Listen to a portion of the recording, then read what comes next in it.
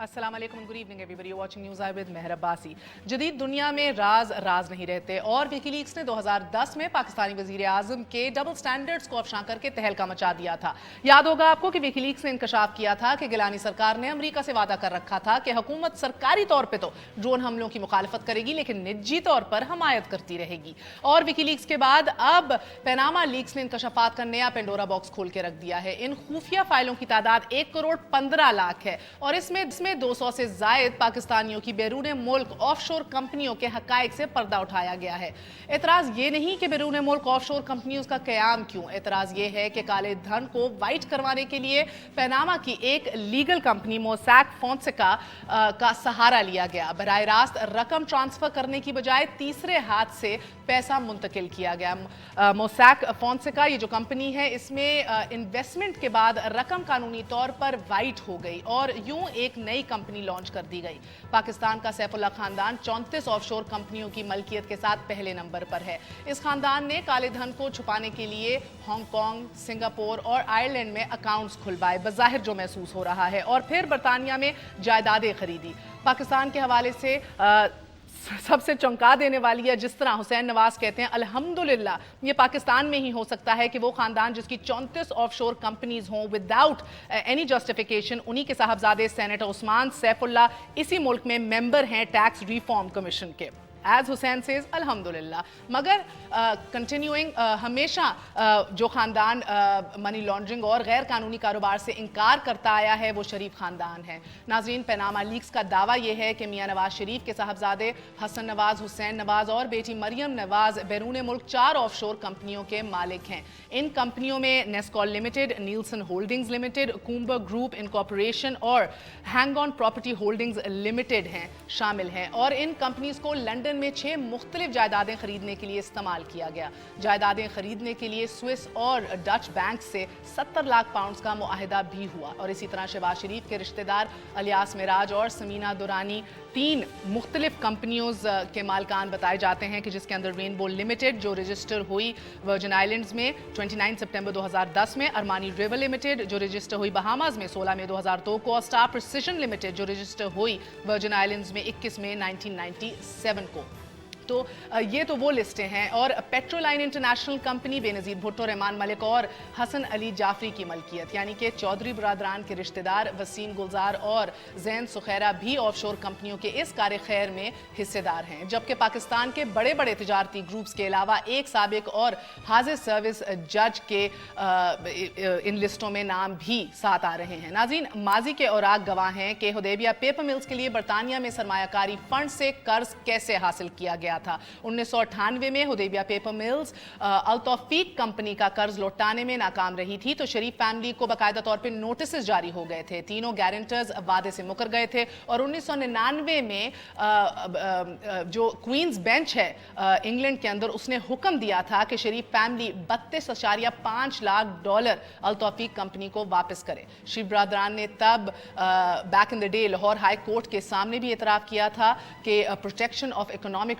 Reforms 1992 के बेनामी account से फ़ायदा उठाया गया था। बहरहाल ये हकीकत भी सब पर आया है कि इस कर्ज की वापसी के लिए किस तरह जाली अकाउंट्स भी बनाए गए, कैसे अपना नाम जाहिर करने की बजाय करीबी दोस्तों के जरिए रकम लुटाने की दरख्वास्तें भी की गईं और उसके बाद ये भी इंश्योर किया गया कि मीडिया की रसाई इस इंफॉर्मेशन तक ना हो। सवाल ये है कि आसिफ अली जरदारी के स्विस बैंकों में 6 करोड़ डॉलर हों या मियाँ साहिबान के साहबजादगान के करोड़ों पाउंड्स, उनका मुहासबा सिर्फ नारों तक ही महदूद रहेगा इस मुल्क में अनफॉर्चुनेटली। आखिर कब तक मुल्क की दौलत बेटे बेटियों रिश्तेदारों के नामों पर और जाली अकाउंट्स के जरिए बैरून मुल्क मुंतकिल होती रहेंगी?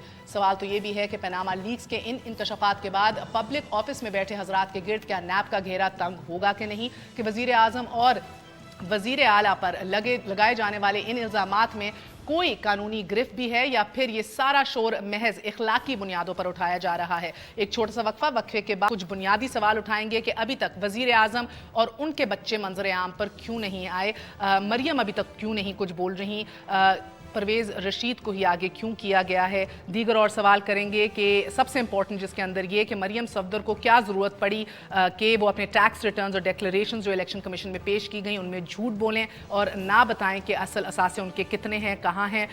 साथ ये भी कि शरीफ ख़ानदान को ये टैक्स हेवन्स इस्तेमाल करने की क्या ज़रूरत पड़ी कि जब नॉर्मल जुरिस्डिक्शन के तहत भी प्रॉपर्टीज़ को ख़रीदा जा सकता था. So I guess the answer lies in understanding कि ये टैक्स हेवन्स ऑफर क्या करते हैं, और आज एक्सपर्ट से इसी हवाले से बात करेंगे. Stay with us on News Eye, we are going to be right back.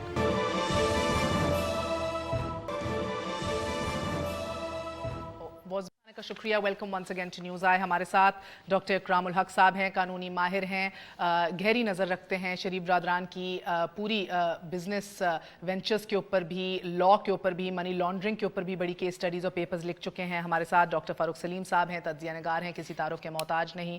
हमारा साथ इकराम सहगल साहब दे रहे हैं, आप member world economic forum partnership against corruption initiative भी हैं, और last but never the least तर्जुमान वज़ीर आज़म पाकिस्तान हमारे साथ मौजूद हैं डॉक्टर मुसद्दिक मलिक साहब. आप सबका बहुत बहुत शुक्रिया. अस्सलाम वालेकुम. मैं डॉक्टर इकरामुल हक साहब आपसे आगाज़ करूंगी. सर, सबसे पहले तो मैं एक छोटी सी मैंने लिस्ट बनाई कि क्लेम क्या किया जा रहा है और हकीकत क्या पता लगती है इन लीक्स के बाद. तो पहली चीज़ जो मैं आपसे रन करना चाह रही हूँ सर, अपेरेंटली तो 93 में पहली ऑफशोर कंपनी जो है बनाई गई, वे बिफोर जिलावतनी से बहुत पहले. और जो अगर आप डॉक्यूमेंट्स देखें तो सर, मुझे correct me if I am wrong, 1991 से 1998 तक तो इत्तेफाक ग्रुप की टैक्स डिक्लेरेशन में लॉसेस डिक्लेयर किए गए हैं. So how does this work sir? इधर लॉसेस डिक्लेयर हो रहे हैं और उधर पैसा बाहर मुंतकिल किया जा रहा है. यूजुअली ये एक बहुत ही हैरानकुन बात है कि एक तरफ ये बयान किया जाता है कि इस ग्रुप ने दादाजी के ज़माने से बहुत पैसा बनाया. मैं हुसैन नवाज़ वगैरह के रेफरेंस से बात कर रहा हूँ कि वो जब भी बात करते हैं तो कहते हैं हम बहुत जद्दी पुश्ती अमीर लोग थे और हमारे पास बहुत पैसा था. और दूसरी तरफ आपने गौर किया होगा कि ये हैवीली इंडेटेड ग्रुप रहा. इन्होंने लोकल बैंकों से भी बहुत लोन लिया और बाहर तो अल तौफीक इन्वेस्टमेंट बैंक का केस सबको मालूम है. अब ये डायरेक्टर्स की जो अपनी वेल्थ थी वो इस इकनॉमिक रिफॉर्म प्रोटेक्शन एक्ट से पहले चंद पूरे ख़ानदान की पूरी वेल्थ 40 करोड़ रुपए से ज़्यादा नहीं थी. और जैसे ये इकनॉमिक रिफॉर्म प्रोटेक्शन एक्ट आया उसके 2 साल के अंदर अंदर इनकी वेल्थ 40 अरब रुपए हो गई. अब हैरत की बात यह है कि वो पैसा कहीं ना कहीं पड़ा हुआ था, लेकिन पहले चूँकि लीगल कवर क्रिएट किया गया 1992 में, और फिर देखते देखते FEBC और जो और इंस्ट्रूमेंट निकाले गए थे उसको ख़रीद लिया. अब ये अगर कोई ऐसा आदमी करे जिसने आम तौर पे टैक्स नहीं दिया और हमारे यहाँ एमनेस्टी स्कीम बार बार आती रही तो समझ आता है, मगर जो आदमी पब्लिक ऑफिस होल्ड करना चाहे उसके लिए तो लॉ परमिट नहीं करता, क्योंकि उसकी जो डिस्क्वालिफ़िकेशन है वो हमारे आइन के अंदर एक तो ऑब्वियसली है ही है, मगर जो हमारे यहाँ पब्लिक रिप्रेजेंटेशन का कंडक्ट का एक्ट 1977 का है उसके अंदर भी ये चीज़ वाज़े करती है कि अगर आप किसी किस्म के एमनेस्टी से बेनिफिट उठाएंगे तो फिर पब्लिक ऑफिस होल्ड नहीं करेंगे. मगर इसके बाद बहुत सी जगहों पे इकोनॉमिक प्रोटेक्शन ऑर्डिनेंस का इशारा दे रहे हैं जो मियां साहब की अपनी हुकूमत के टाइम पे बना था, जिसका वो लाहौर हाई कोर्ट के सामने एतराफ़ भी कर चुके हैं. मगर सर मुझे बताइएगा कि जी ये बात कीजिए, और ये लीक्स के अंदर तो शहबाज शरीफ और नवाज शरीफ साहब की अपनी तो कोई ऑफशोर कंपनी है नहीं, तो why do you keep saying public office hold करने के लिए? जी उसमें वो डायरेक्टर थे जब ये हुदैबिया पेपर मिल बनी जिस पे इल्ज़ाम मनी लॉन्ड्रिंग का था और जिसके ख़िलाफ़ एक केस काटा गया, मगर वो इस वजह से उसके ख़िलाफ़ कार्रवाई नहीं हुई कि एक लॉ पहले से बनाया था तो ऑब्वियसली काजी फैमिली के ज़रिए एक पैसा लाया गया जो एडमिट कर लिया बाद में कि हमारे उसके बेनिफिशरी हम ही थे. काजी कम जो फैमिली थी वो तो एक कंड्यूट था, एक ज़रिया था जिसको हमने इस्तेमाल किया. इसी तरह इन ऑफशोर कंपनीज़ की कहानी भी यही है कि हुसैन नवाज़ भी कहते हैं कि अल्हम्दुलिल्लाह हम उन फ्लैट्स के मालिक हैं और ख़ुद मियाँ साहब भी और उनकी फैमिली भी वहीं रहती है. तो ये तो वो नहीं कहते कि हम उसके मालिक नहीं हैं, बल्कि एक गरीब मुल्क जहाँ लोगों को पानी साफ़ पीने का वो मैसर नहीं करते, वो उसके लिए वो लंदन के मेफेयर फ्लैट्स में रहकर अल्हम्दुलिल्लाह बहुत आला ज़िंदगी गुजारने को अपनी मेराज समझते हैं. तो वो तो उनका रवैया है, उसके बारे में तो मैं एक कानूनी बात कर रहा हूँ कि इकनॉमिक रिफॉर्म प्रोटेक्शन एक्ट के आने के बाद 40 करोड़ से वेल्थ 40 अरब जो हो गई, तो वो पैसा जो पहले पड़ा हुआ था तो ये तो एक ओपन एडमिशन था कि हम पब्लिक ऑफिस होल्ड कैसे करेंगे. देखिए मुझे टैक्स में एमनेस्टी लेने पे तो obviously there is a law, economic reform sir protection because act आप के तहत टैक्सेस के साथ ही काम करते हैं, मैं मुसद्दिक मलिक साहब के पास आने से पहले पूछ रही हूँ सर, पिछले 25 साल का शरीफ खानदान के टैक्स डिक्लेरेशंस और टैक्स जितना दिया गया है वो क्यों नहीं हम सामने रख के बात करते, वो क्या बताता है? जी वो इसलिए कि वो ये कहते हैं कि हमने बहुत करोड़ों में टैक्स पे किया। वो दरअसल जो लोगों से टैक्स लेकर सेल टैक्स जमा करवाते हैं, जहां आप सिर्फ और सिर्फ एक कलेक्टिंग एजेंट होते हैं, उसको भी अपना टैक्स शो करते हैं। अपना ज़ाती टैक्स जो था, इसके बावजूद भी कंपनीज लॉसेस में थी, इसीलिए 91-92 से लेकर अगर आप मुशर्रफ साहब के जाने तक भी देखें तो सवाए कंपनियों ने जो मिनिमम टर्न ओवर टैक्स था उसके अलावा कोई काबिल कदर इनकम टैक्स अदा नहीं किया। मगर इसकी दूसरी पहलू ये था कि डायरेक्टर्स अमीर से अमीर होते गए और उनकी नेट वेल्थ इवन जो उन्होंने हमारे इलेक्शन कमीशन में डिक्लेयर किया वो भी अरबों में कम नहीं है। तो इसके अंदर जो देखने वाली बात ये है कि कंपनियां लॉसेस में हों और डायरेक्टर बिलियनियर हो जाएं, और वो डायरेक्टर्स जो हैं 91-92 से पहले इतनी दौलत का कभी उन्होंने इजहार भी ना किया हो, कहीं किसी को बताया भी ना गया हो। तो ये बुनियादी सवाल है, ये जिसको आगे जाकर देखा जाएगा और जिसका जवाब तलाश करना होगा। जी मुसद्दिक मलिक साहब, आप आप इनका मैं सवाल करना चाह रही हूँ, मगर उन्होंने भी बहुत बातें की हैं। मेरा तो एक पहला बुनियादी सवाल ये होगा सर कि जब पेपर वर्क 1991 से 1998 का इत्तेफाक ग्रुप का लॉसेस डिक्लेयर हुए हुए हैं टैक्स रिटर्न्स के अंदर, तो सर फिर 93 में ऑफशोर कंपनी बना के पैसे क्यों डाले गए, कहाँ से आए थे वो पैसे? तो पहले तो मैं आप पे वाजे कर दूं कि 1993 के अंदर जो कंपनीज बनी है, नीलसन और नेस्कॉम और नेस्कॉल जो भी उनका नाम है जी, ये उस वक्त शरीफ फैमिली की मलकियत में नहीं थी। ये उन्होंने कंपनियां ख़रीदी हैं 2006 के अंदर, और 2006 के अंदर दोनों कंपनियां जो हैं नीलसन और नेस्कॉम या नेस्कॉल, ये ख़रीदी गई। हुसैन नवाज साहब ने ये दोनों कंपनियां ख़रीदी। ये दोनों कंपनियां जो हैं ये ऑफशोर कंपनियां थीं। हुसैन नवाज साहब को पाकिस्तान से गए हुए तकरीबन 22-25 साल हो गए, और वो 22-25 साल से वहाँ पे काम कर रहे हैं, और जो उन्होंने वहाँ से पैसे कमाए उसके ज़रिए उन्होंने ये दो कंपनियाँ ख़रीदी। उनमें से कुछ उनकी जो एसेट्स थे वो उनको पसंद थे, वो ख़रीदना चाहते थे, और जब ख़रीदने की कोशिश की तो पता चला कि ये दो कंपनियाँ जो हैं इन एसेट्स को होल्ड करती हैं। तो ये पहली बात तो वजाहत के साथ ये कर दी जाए कि 1993 के अंदर इसकी ओनरशिप जो है वो शरीफ फैमिली के पास नहीं थी। इसकी ओनरशिप शरीफ फैमिली के पास 2006 में आई। And Farooq Sahab, I am coming to you, would you okay because quickly Ikram ul हक साहब मुझे बताइए कि यूजुअली ऑफशोर कंपनीज के साथ मिडिल मैन और किसी और का नाम कब इस्तेमाल किया जाता है, और इधर इशारा शरीफ खानदान के ऊपर क्यों है 93 ऑनवर्ड्स?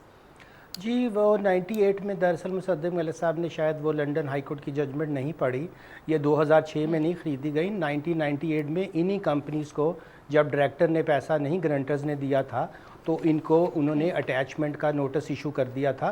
तो ये आप ऑफशोर कंपनीज़ का सिर्फ एक पीछे शेयर रखकर, जिसे हम बेनिफिशरी कहते हैं, एक कंपनी का एक शेयर रखकर जो अब उनकी साहबजादी कंट्रोल करती हैं, तो आप 20 दफ़ा उसकी ओनरशिप चेंज करें। यही तो इसकी खूबी होती है कि आम तौर पर आपको ये पता ही नहीं चल पाता कि इसके रियल ओनर कौन है। अच्छा फारूक साहब, मुझे ये बताइएगा कि क्लेम किया जा रहा है कि एक ट्रस्ट है जिसके अंदर नेचुरली ट्रस्टी जो है उसके कोई मुआशी बेनिफिट्स उसको फ़ायदे मिलते नहीं हैं। ट्रस्टी का डॉक्यूमेंट भी अभी तक मंजर आम पर नहीं लाया गया शरीफ ख़ानदान की तरफ से, और जो दिखाई दे सिग्नेचर्स हैं मरियम के भी, ये दिखाइएगा 7 फरवरी को जो उनने साइन किया हुआ है वो शेयर होल्डर के हैं, कंपनीज विद बेनिफिशरी यानी तीनों बहन भाई।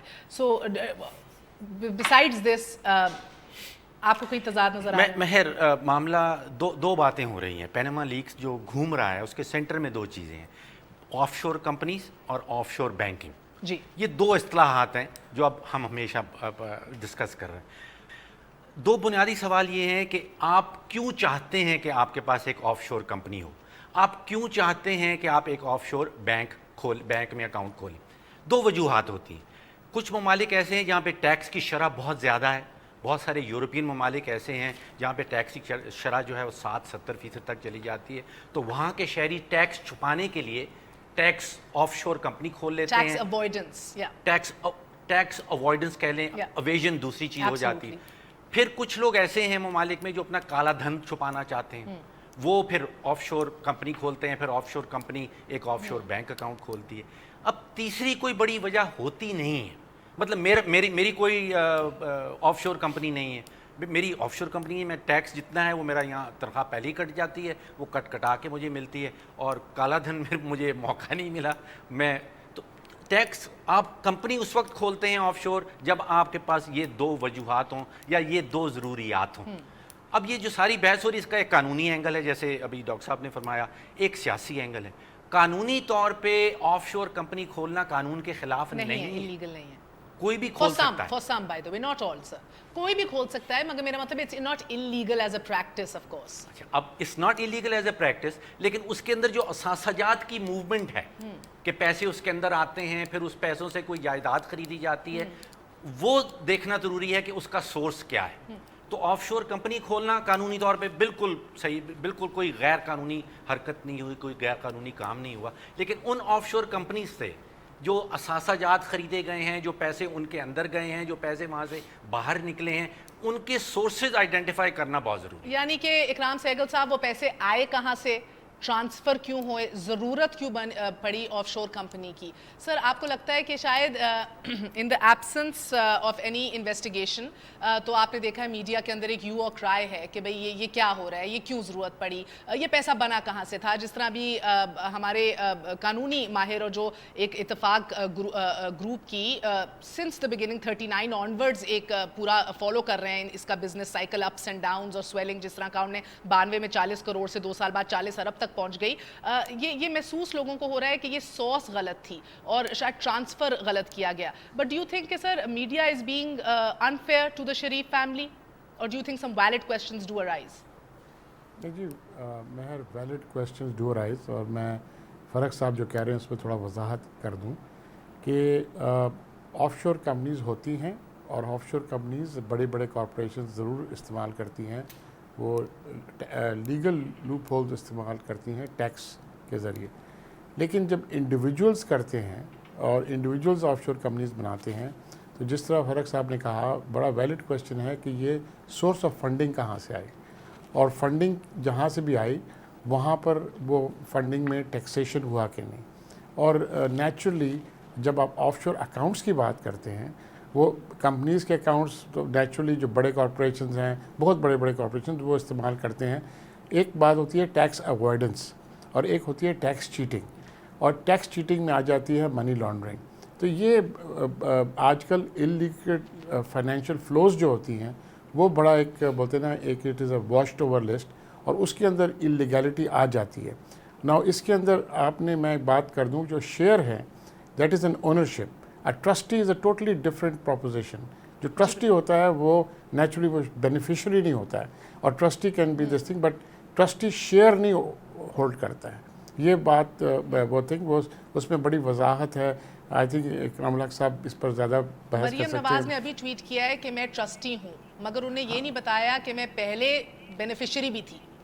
جی وہ تو خیر you know it takes only 1 phone call or 2 phone calls to transfer from share to trustee. وہ تو ایسی کوئی بات نہیں ہے, یہ لوگ یہ حربہ استعمال کرتے ہیں. لیکن یہ اس میں ضرور یہ بات آتی ہے, obviously one was not like to put allegations without there being substantial evidence, but there is enough smoke for there to search for a fire. اور میں سمجھتا ہوں کہ اس کی ضرور اکرام صاحب مجھے ایک وقفہ لینا ہے, مگر مختصراً پہلے یہ بتا دیجئے وقفے سے پہلے کہ کیا بہت مشکل ہوتا ہے برطانیہ میں اور دیگر ممالک کے اندر نارمل کمپنیز سیٹ اپ کرنا, جائز کمپنیز, بڑا مشکل کام ہے جو یہ روٹ لیا جاتا ہے آف شور کا؟ نہیں جی, بڑا بہت آسان ہے. انگلینڈ میں وغیرہ وغیرہ میں تو آپ ایک دن میں کمپنی سیٹ اپ کر سکتے ہیں, اور جس کی میں سمجھتا ہوں جن کے پاس کوئی ہائڈ کرنے کوئی چیز نہیں ہو تو پیسے ڈائریکٹ لے جائے, اس کو کیا فرق پڑتا ہے. اور میں سمجھتا ہوں کہ چلیں ایک وقفہ لے لوں. جی میں نے اس لیے بھی پوچھا sir, ironically I was reading a report, Pakistan وہ one of the few countries ہے دنیا کے اندر جدھر ادھر ایک کمپنی سیٹ اپ کرنا اور اس کو رجسٹر کروانا مہینے لگ جاتے ہیں as opposed to abroad. So we'll take a very short break. تو ترجمان صاحب یہ بتا دیجیے گا ضرورت کیوں پڑی آف شور کمپنیز کی. Stay with us on News آئی.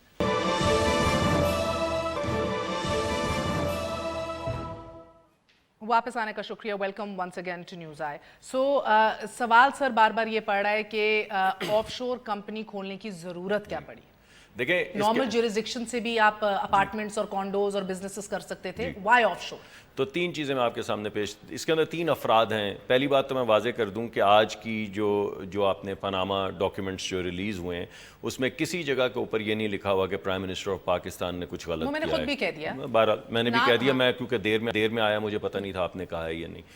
दूसरी बात मैं ये कह रहा हूँ कि इसके अंदर 3 लोग जो हैं वो इन्वॉल्व हैं। इसके अंदर हुसैन साहब, हसन साहब हैं जो कि इंग्लिस्तान के अंदर काम करते हैं और इंग्लिस्तान के टैक्स पेयर हैं, और वो जो हैं वहाँ पे बाकायदा, जिस तरह आप कह रहे हैं कि अपनी कंपनियाँ बना के इंग्लिस्तान के कवानीन के मुताबिक वहाँ पे काम करते हैं और पैसा कमाते हैं और उसके टैक्सेस देते हैं।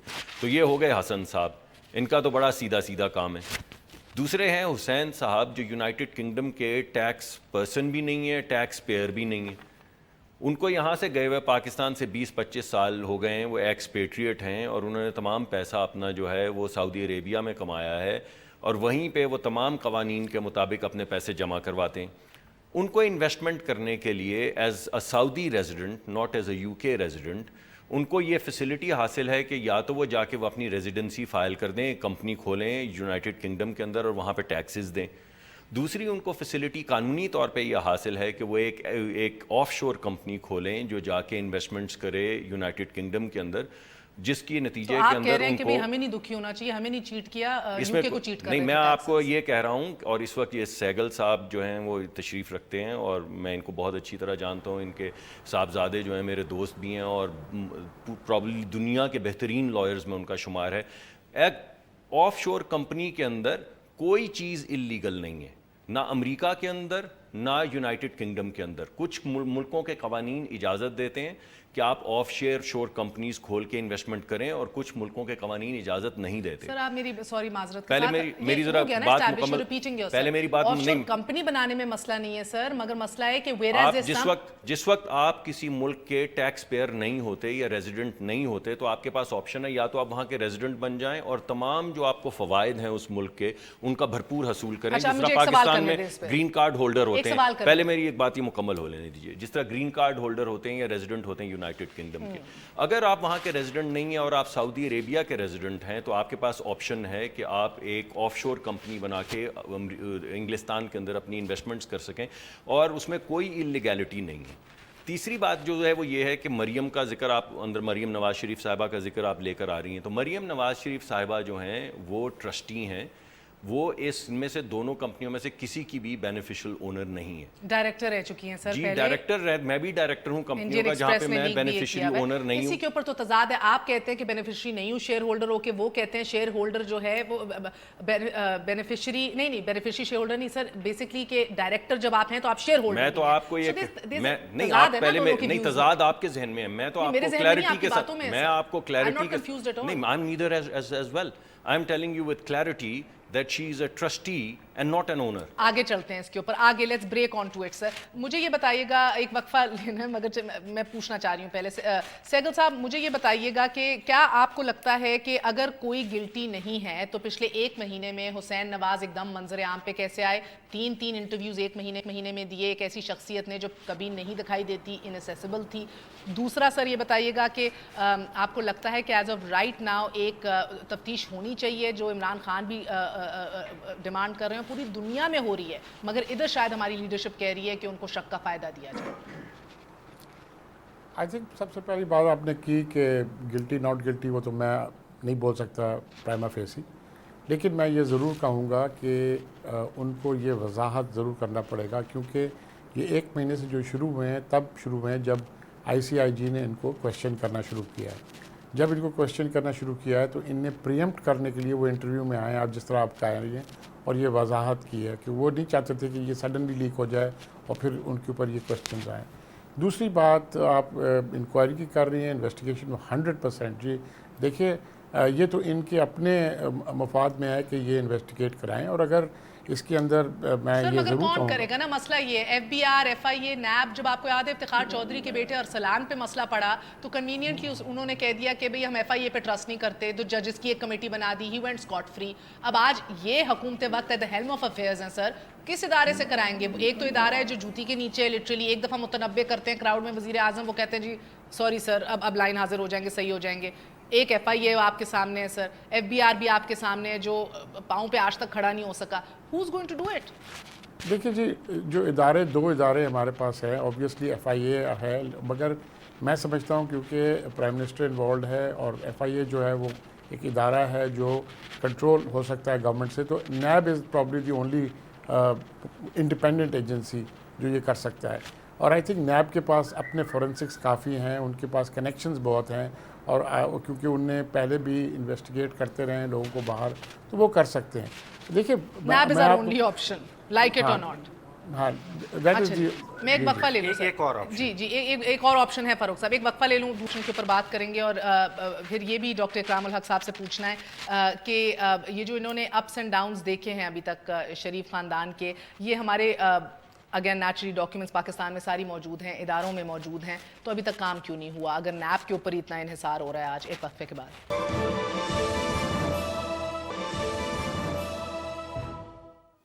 واپس آنے کا شکریہ. تو ڈاکٹر اکرام الحق صاحب, میں یہ سمجھنے سے قاصر ہوں اور کریکٹ کیجیے گا, اپیرنٹلی آپ نے کہا مریم نان فائلر ہیں, ٹیکسز بھی نہیں دیتی, تو اگر سر یہ شیئر ان دا پروفٹس ہے, ایک ٹائم پہ تھا ایٹ لیسٹ, تو جو ڈاکیومنٹس ہمارے سامنے اور ہم دکھا بھی رہے ہیں, مگر سر وہ کہتی ہیں میرے پاس کچھ نہیں ہے, میں اپنے باپ کے گھر میں رہتی ہوں, ابو جان کہتے ہیں میرے پاس کچھ نہیں ہے, میں اپنی والدہ کے گھر میں رہتا ہوں, تو سر ہے کس کے پاس؟ جی اسی لیے میں عرض کر رہا تھا کہ دراصل یہ لاء جو ہے بالکل ڈیفرنٹ ہے. لاء کے اندر یہ جاننے کے لیے کہ جو آپ کے حکمران ہوتے ہیں اس کے بارے میں یہ وضاحت سے پتہ چل جائے کہ ان کی فیملی کیا اون کرتی ہے, اور ایک پورے یونٹ کے طور پہ وہ بتائیں تاکہ لوگ ہمیشہ کو ریلیٹ کر سکیں ان کی ویلتھ کو ان کے کام کے ساتھ. اب اگر پرانی کمپنیوں سے صرف ڈیویڈنڈ لے کے وہ ان کی انکم آ رہی ہے اور اس کے علاوہ ان کے کوئی ریسورسز نہیں ہے, تو اتنی شان و شوکت کے ساتھ رہنا کہ کوئی نہ کوئی ریسورسز ہونے چاہیے, یہی چیز پہلے ہوئی ہے. دیکھیے اس میں کوئی دو رائے نہیں ہے کہ پہلے یہ ڈسکنیکٹ کیا گیا ہے سورس کو اور وہ حدیبیہ کو یوز کیا گیا. جب ڈسکنیکٹ کر لیا گیا پھر اس منی کو ایک خاص جگہ پارک کر کے ایک آف شور کمپنی کے ذریعے لنڈن کی بہت مہنگی پراپرٹی خرید لی گئی. اب اس پراپرٹی کا ذکر میں نے جیسے پہلے بھی عرض کیا تھا, لنڈن کی ایک کورٹ میں ایز فار بیک ایز 1997 ہو چکا, یہ کوئی آج کی بات نہیں ہے. اس وقت تو مشرف صاحب نے ان کا تختہ بھی نہیں الٹا تھا, اور یہ اس سے بہت پہلے ہی. سر مجھے یہ بتائیے گا کہ ایک سیکنڈ, آپ کو لگتا ہے کہ وزیر اعظم کو اپنے تمام تر بچوں کی, اولاد کی تمام ایسٹس ڈکلیئر کرنے چاہیے تھے اور by law representation of people's act کے تحت بھی کرنے پڑتے ہیں؟ جی بالکل کرنے پڑتے ہیں, اور یہی میرا پوائنٹ ہے کہ یہاں بار بار آپ ریزیڈینشل اسٹیٹس کو لے کر بات نہ کریں. امریکہ کا لاء کوئی 183 ڈیز کا نہیں ہے, یہ بھی میں غلط فہمی دور کر دوں. وہ دنیا کا واحد ملک ہے جہاں آپ کے پاس گرین کارڈ بھی ہو تو ریٹرن آپ کو امریکہ میں ہی وہ سٹیزن شپ کی بنیاد پہ لیتے ہیں. مگر میں چلیے امریکہ کی مثال کو نہیں لیتا, پاکستان کے اندر تو بہت زیادہ لوگ جو ہیں وہ ٹیکس کی ریٹرن فائل نہیں کر رہے, اور یہی بار بار ہم لکھتے بھی ہیں کہ ایٹ لیسٹ آپ بتائیں تو صحیح کہ بھائی آپ کے کیا انکم کے سورسز ہیں. یہاں انکم کے سورسز کو چھپانا, اب آپ ان کی بات چھوڑ دیجئے جو ابھی تک ان انکشافات میں نہیں بھی آیا کہ جو علی ڈار ہیں اور حسین ڈار جو ہمارے محترم فینانس منسٹر صاحب کے بیٹے, آج تک ان کے ایسٹس بھی کبھی انہوں نے ظاہر نہیں کیے. سر دبئی میں سنا ہے بڑی پراپرٹی بن رہی ہے, بڑی پراپرٹی, اور یہ شو کیا ہوا ہے کہ جی میں نے آگے جانے ریپ اپ کرنا ہے. سر اسحاق ڈار کا جو ایفیڈیوٹ ہے جس کے اندر وہ کنفیس کرتے ہیں منی لانڈرنگ کے حوالے سے, آج کیا وہ نئی اہمیت اختیار کر چکا ہوگا؟ جی انہی انڈیپینڈنٹ انکشافات ہونے کے بعد, جس کا ذکر ابھی ڈاکٹر فرق سلیم صاحب بھی کر رہے تھے کہ اب یہ الزام نہیں لگایا جا سکتا کہ یہ عمران خان سینٹرک جو ہے پروپیگنڈا ہے جو بار بار حسین نواز کہتے رہتے ہیں. یہ تو اب ایک انڈیپینڈنٹ سورسز بتا رہے ہیں کہ there is something fishy about all the affairs, اور وہ فشی. جی ہاں جی اچھا, مجھے یہ بتائیے گا سہگل صاحب, کوئکلی میں آپ سے جاننا چاہ رہی ہوں, do you think sir forget کہ وہ جو کلیم کر رہے ہیں حسین نواز کہ میں انسان ہوں اور میں بزنس مین ہوں, بحیثیت وزیر اعظم کے صاحبزادے, کیا آپ کو لگتا ہے کہ اب وزیر اعظم کو بھی اور حسین نواز کو بھی تمام تر ڈیٹیلز اپنے بزنس کے, پروفٹس کے, لاسز کے, کتنا لون ملا سعودی عربیہ سے جلا وطنی میں, کتنے گفٹس ملے, کون سی مل لگائی, کتنے میں بیچی, کتنے میں خریدی, ساری ڈکلیئر کرنی چاہیے؟ بالکل کرنی چاہیے جی, بیکاز اس میں آ جاتا ہے کانفلکٹ آف انٹرسٹ. جب بھی آپ کوئی بھی آپ کا حکمران ہوتا ہے اور کسی فورن گورنمنٹ سے وہ کسی میں جا کے لون لیتا ہے اور اس کو مدد ملتی ہے تو اس کو ضرور ڈکلیئر کرنا چاہیے. اور وہ جس طرح اکرام الحق صاحب کہہ رہے ہیں کہ جتنے بھی آپ کے ڈپینڈنٹس ہیں اور ریلیشنز ہیں جس میں آپ کو سب کو ڈکلیئر کرنا پڑتا ہے، اور اس لیے کیونکہ یہ بڑا سخت کانفلکٹ آف انٹرسٹ آتا ہے، کیونکہ وہ پھر آپ کو انفلوئنس کر سکتے ہیں۔ اچھا جی فاروق سلیم صاحب آپ کہہ رہے تھے ایک اور راستہ بھی ہے and we are wrapping up جی، بات نیب کی اور ایف آئی اے کی دوبارہ سے ہو رہی ہے، اور پھر کہا جا رہا ہے کہ حکومت ان کے اوپر انفلوئنس کر پائے گی۔